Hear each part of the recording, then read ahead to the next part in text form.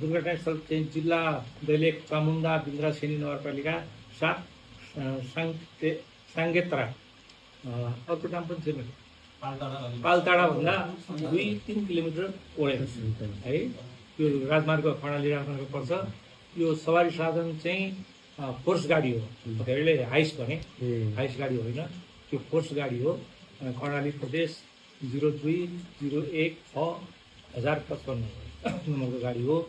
यो सवारी साधन चाहिँ बुलबुले यातायात प्रणालीको गाडी हो। त्यो समितिले चलाएको रुट चाहिँ सुर्खेतबाट कालीकोटसम्मको रुट भएको गाडी हो। त्यो घटना प्रकृति चाहिँ गाडी सडकबाट अन्दाजित 400 मिटर तल कर्णाली नदीमा खसेको अवस्था चाहिँ छ। चालक चाहिँ हाम्रो सुर्खेत जिल्लाकै पञ्चपुरी नपा 8 माझी गाउँका 2 दाजुभाइ तुलाराम सुवेदी र चालक तुलाराम सुवेदी, सहचालक रामप्रसाद सुवेदी हुनुहुन्छ। यात्रु सङ्ख्या चाहिँ सुर्खेत बस पार्कबाट चालक सहचालक सहित 5जना है।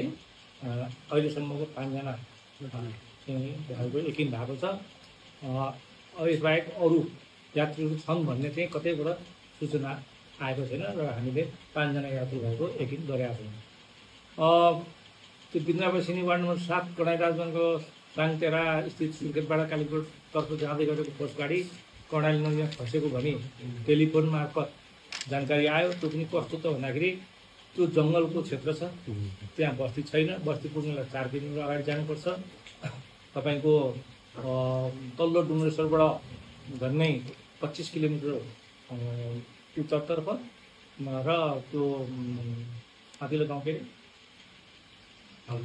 पालताडाबाट 4 किलोमिटर 5 किलोमिटर ओढे जङ्गल छ, सुनसान छ, त्यहाँ कुनै बस्ती छैन। त्यहाँ खस्छ, सवारी साधन खस्छ र पारिपट्टि असमतर्फ खेत रोप्दै गरेका मान्छेहरूले देख्छन् र त्यो देखिसकेपछि उनीहरूले पालताडा प्रहरी चौकीमा खबर गर्छ। पालताडा प्रहरी चौकीमा खबर गरेपछि तत्काल त्यहाँदेखि खोज उद्धारमा संलग्न निकायहरू संलग्न हुन्छन्।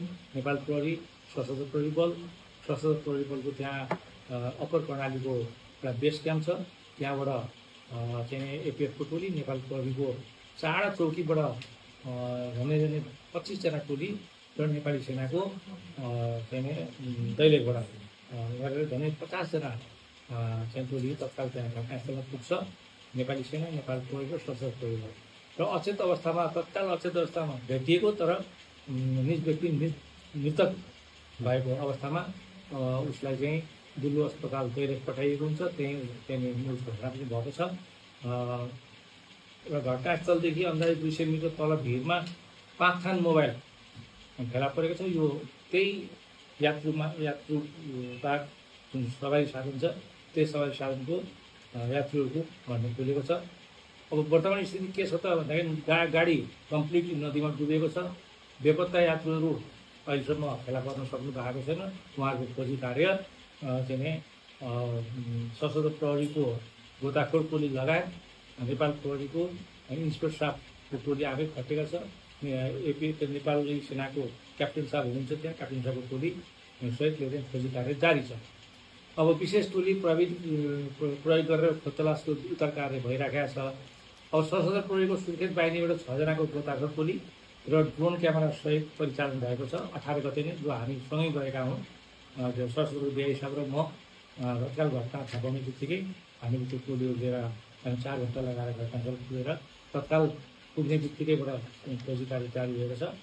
आज विपदवर्धन तालिम शिक्षालय कुरुङटार त्यो सशस्त्र प्रहरीको सशस्त्र प्रहरी निरीक्षकको कमानमा 5 जना टोली, अत्याधुनिक उपकरण, सोनाम क्यामेरा, म्याग्नेट सहितको टोली परिचालन भएर अहिले पुगी पनि सकेका छ र अहिले फोटोमा आउला उनीहरूले उद्धार कार्य जारी पनि गरिरहेको छ। अब उद्धार भन्नाले खोज तलास। अब ती व्यक्ति यात्रुहरू अब जीवित भएको अहिलेसम्मको सूचना छैन र उहाँहरूको खोज तलास कार्य जारी छ।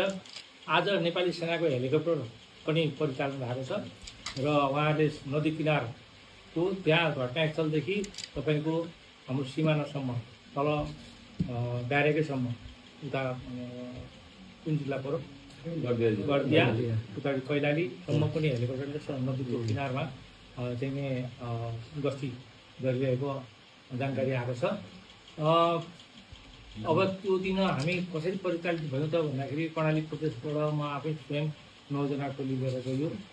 जे प्रकार दैलेखबाट प्रणव श्रवण विकको 15 जना टोली खटिया छ, ती प्रकार दुल्लु दैलेखबाट सरोज कडेलको 7 जना टोली रहेछ होइन।